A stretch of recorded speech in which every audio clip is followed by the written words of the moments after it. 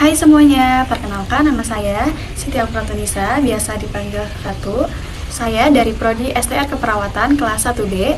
Di sini saya akan menjelaskan tentang sistem pernapasan pada manusia. Nah, di sini saya sudah menggambar sistem pernapasan pada manusia yang terdiri dari hidung, faring, laring, trakea, epiglotis, bronkus, bronkiolus udara, dan alveolus udara.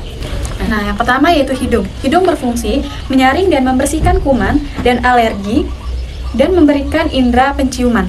Yang kedua yaitu ada faring. Faring yang berfungsi yaitu menyalurkan udara ke paru-paru serta makanan atau minuman ke lambung. Selanjutnya yaitu ada fungsi laring. Laring berfungsi sebagai kotak suara untuk menghasilkan suara yaitu fonasi. Selanjutnya yaitu epiglotis berfungsi sebagai menutupi laring dan trakea atau sisipan untuk mencegah makanan masuk laring dan trakea. Selanjutnya yaitu ada trakea, yaitu berfungsi sebagai jalur masuknya dan keluarnya udara dan penyaring masuknya benda asing. Selanjutnya ada bronkus. Bronkus berfungsi sebagai penghubung antara batang tenggorokan dan paru-paru.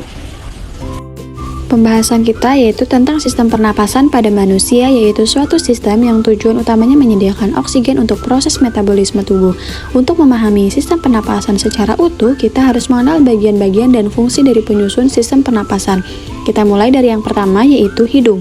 Nah, udara pertama kali masuk ke saluran pernapasan melalui hidung dengan mekanisme inspirasi di rongga hidung. Udara kemudian disaring oleh rambut-rambut hidung dari partikel-partikel debu yang menyertai udara yang masuk.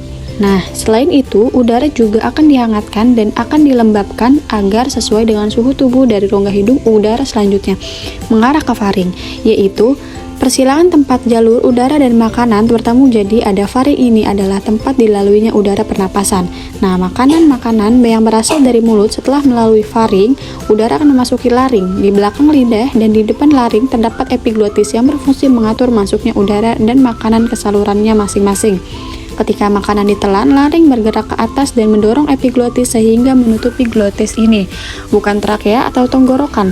Hal ini memungkinkan makanan menuruni esofagus menuju ke lambung, sehingga memungkinkan udara pernapasan masuk ke laring yang merupakan bagian atas dari saluran pernapasan. Juga terdapat kotak suara yang dihembuskan dari dalam keluar mengalir cepat melalui pita suara elastis. Di dalam laring, suara dihasilkan ketika otot-otot di dalam kotak suara menegang atau kontraksi yang kemudian merentangkan pita suara sehingga bervibrasi atau bergetar. Nah, suara tinggi berarti sangat cepat, sedangkan suara rendah berasal dari pita suara yang tidak begitu tegang dan bersih secara lambat. Dari laring, udara masuk ke dalam trakea.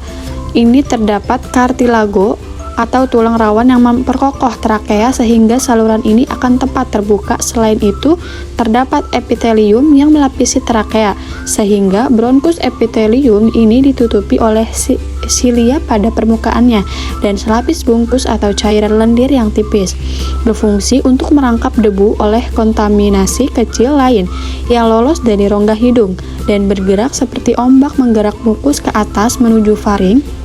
Tempat bungkus tersebut akan ditelan atau dibuang dengan sengaja keluar melalui mulut. Proses ini dinamakan eskalator bungkus, yaitu proses yang memainkan peran penting dalam membersihkan sistem pernapasan. Dari trakea selanjutnya terdapat dua cabang yang disebut bronkus. Ini masing-masing mengarah ke salah satu paru-paru. Bronkus bercabang lagi dan di dalam paru-paru menjadi saluran kecil yang disebut bronkiolus udara. Kemudian memasuki alveoli. Kumpulan dari alveoli disebut alveolus yang merupakan kantung udara di ujung bronkiolus. Oksigen dari udara yang memasuki alveoli akan terlarut di dalam selaput lembab yang melapisi permukaan dalam alveolus. Kemudian rongga udara untuk dikeluarkan tubuh melalui mekanisme ekspirasi. Jadi segitu saja penjelasan dari saya tentang sistem pernapasan pada manusia. Terima kasih. Wassalamualaikum warahmatullahi wabarakatuh.